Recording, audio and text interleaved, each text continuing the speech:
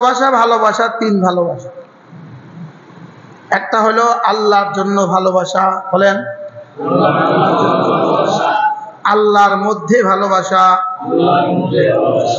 আল্লাহর সাথে ভালোবাসা। কোন আলেমে দ্বীনকে ভালোবাসা, এটা আল্লাহর জন্য ভালোবাসা। কোরআনকে ভালোবাসা, এটা হলো হুব্বু ফিল্লাহ, এটা হলো আল্লাহর মধ্যে ভালোবাসা। এই আমি ফ্রির তরজমাটা এভাবে করতে হয়েছে আর কি। আর সরাসরি আল্লাহকে ভালোবাসা, বলেন। আর হলো আল্লাহর সাথে ভালোবাসা। সাথে ভালোবাসা মানুষকে আল্লাহ থেকে চিরবঞ্চিত করে দেয়। আর আল্লাহর জন্য ভালোবাসা মানুষকে আল্লাহ পর্যন্ত পৌঁছিয়ে দেয়। আর আল্লাহকে ভালোবাসা, এটা তো সমস্ত নেক আমলের উৎস। আর আল্লাহর সাথে ভালোবাসা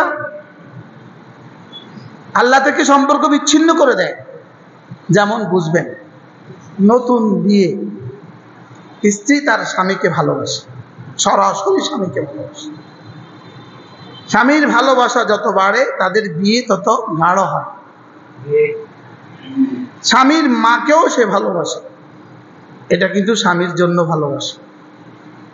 স্বামীর বাবাকেও ভালোবাসে, এটাও কি স্বামীর জন্য ভালোবাসে। স্বামীর ছোট একটা বোন আছে 3 বছরের, ওটাকেও সে অনেক ভালোবাসে, এটাও স্বামীর জন্য ভালোবাসে। স্বামীর জন্য ভালোবাসা স্বামীর ভালোবাসাকে বাড়ায়। কি বলছি? স্বামীর ভালোবাসাকে আরো কি করে? বৃদ্ধি করে, ত্বরান্বিত করে। স্বামী যদি শুনে সে তার মাকে অনেক ভালোবাসে, এটা তার ভালোবাসাকে আরো বাড়ায়।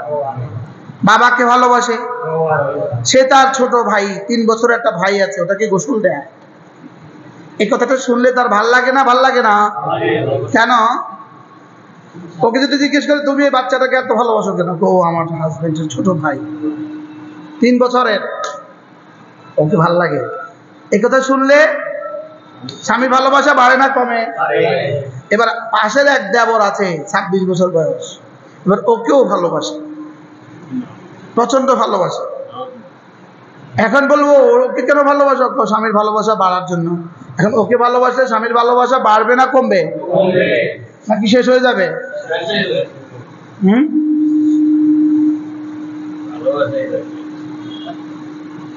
ঠিক হালাল ভালোবাসা মানুষকে আল্লাহ পর্যন্ত পৌঁছিয়ে দেয়, লেকিন হারাম ভালোবাসা মানুষকে আল্লাহ থেকে চিরবঞ্চিত করে দেয়।